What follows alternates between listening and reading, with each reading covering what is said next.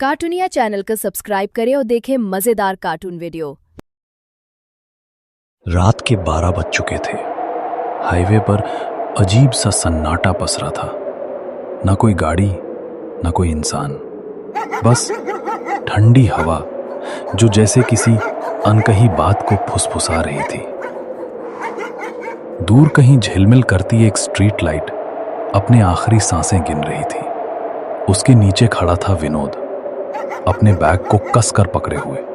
उसके मोबाइल की स्क्रीन पर चमक रहा था नेटवर्क नॉट अवेलेबल।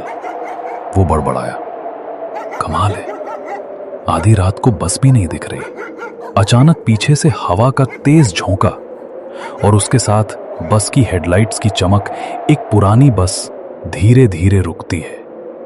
उसके ऊपर लिखा है मंजिल ट्रैवल्स और नीचे धुंध में टिमटिमाता बोर्ड, एक तरफा सफर। कार ना चाहते हुए भी विनोद बस में चढ़ गया। जैसे ही उसने अंदर कदम रखा, वो चकित रह गया। अंदर का नजारा बिल्कुल उसके अनुमान से उल्टा था। वो सोच रहा था कि बस खाली होगी, पर अंदर तो कई यात्री पहले से बैठे थे, सब अपने अपने सीटों पर चुपचाप सिर झुकाए हुए। ना किसी के चेहरे पर कोई हाव भाव, ना कोई बातचीत, बस एक अजीब सी खामोशी।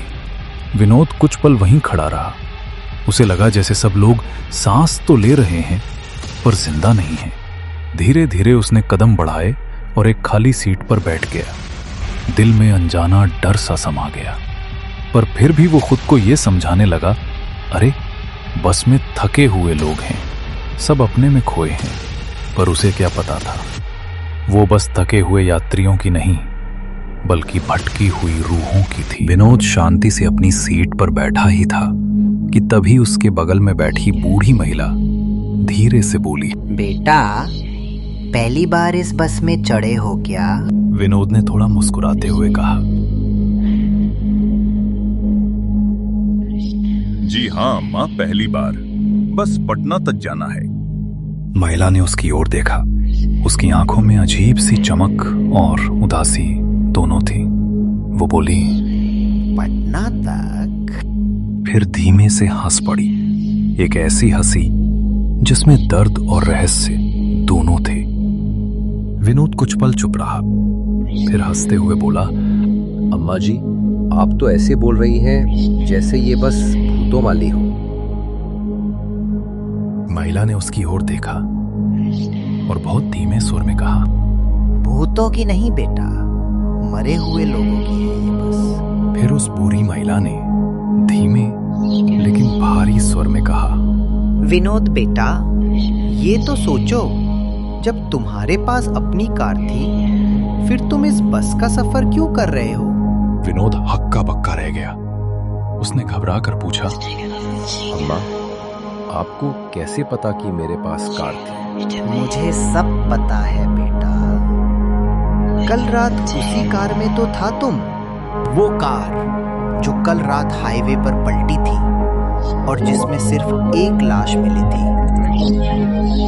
वो लाश तुम्हारी थी विनोद। अब विनोद को सारी बातें समझ में आने लगीं। उसके चेहरे का रंग उड़ गया। धड़कनें इतनी तेज हो गईं कि मानो सीने से बाहर निकल जाएंगी। उसे याद आने लगा, कल रात वो अपनी कार से पटना जा रहा था। बारिश तेज थी, सड़क फिसलन भरी। अचानक सामने से आती ट्रक की लाइट ने उसकी आंखें चौंका दी थीं। एक जोरदार टक्कर और फिर बस अंधेरा। लेकिन तभी एक आदमी बस में आया और विनोद से बोला, तुमने कभी सोचा तेरी मृत्यु रोड एक्सीडेंट से ही क्यों हुई और किसी चीज से नहीं? विनोद ने कांपती आवाज में कहा, क्या मतलब है तुम्हारा? तुम्हें याद है विनोद, आज से 3 महीने पहले तुम और तुम्हारे दोस्तों ने मजाक मजाक में कुछ पत्थर उठाकर सड़क के बीचों बीच रख दिए थे, जिसके कारण एक रात वही पत्थर किसी रिक्शा वाले के पहिए में फंस गए। वो संतुलन खो बैठा और सीधे फुटपाथ से जाकर टकरा गया। उसकी चोटें इतनी गंभीर थीं कि वो वहीं दम तोड़ गया। उसी रात पास से गुजर रही एक दूसरी साइकिल भी असंतुलित होकर पलट गई। उसमें बैठे 2 लोग गंभीर रूप से घायल हुए। एक की जान नहीं बची। इन घटनाओं ने वहां के परिवारों की जिंदगियां उजाड़ दी।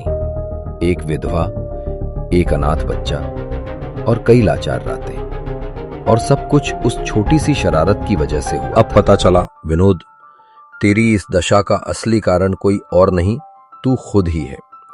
जिसे तू किस्मत का खेल समझ रहा था, वो दरअसल तेरे अपने कर्मों का परिणाम है। तूने सोचा था कि कुछ पत्थर सड़क पर रख देना एक छोटा सा मजाक है, पर उसी मजाक ने किसी का घर उजाड़ दिया, किसी मां की गोद सूनी कर दी, किसी बच्चे से उसका पिता छीन लिया। और आज वही सड़क, वही पत्थर, वही मौत तेरे सामने खड़ी है, तुझे दिखाने के लिए कि जिंदगी हमेशा हिसाब चुकाती है, बस वक्त आने का इंतजार करती है। अब समझ ले विनोद, तेरी इस हालत का कारण कोई बदकिस्मती नहीं, बल्कि तेरे अपने किए गए कर्मों का साया है, जो अब तुझे कभी चैन से नहीं रहने देगा। बस इतना बोलते ही वो आदमी गायब हो गया, जैसे कभी था ही नहीं। विनोद बहुत गहरी सोच में पड़ गया। उसे अपने किए पर गहरा पछतावा होने लगा। उसके मन में बार बार वही हादसा घूमने लगा। वो दिन जब उसने और उसके दोस्तों ने मजाक में पत्थर सड़क पर रखे थे। वो सोचने लगा, काश मैंने वो पत्थर ना रखे होते तो आज 2 लोग जिंदा होते और शायद मैं भी इस बस में ना होता। उसकी आंखों से आंसू बह निकले, पर अब बहुत देर हो चुकी थी। बस धीरे धीरे धुंध में गायब होने लगी और विनोद का अस्तित्व भी उस रात की ठंडी हवा में खो गया कि तभी एक आवाज आती है, विनोद उठिए, जल्दी कीजिए, ऑफिस के लिए लेट हो जाएगा।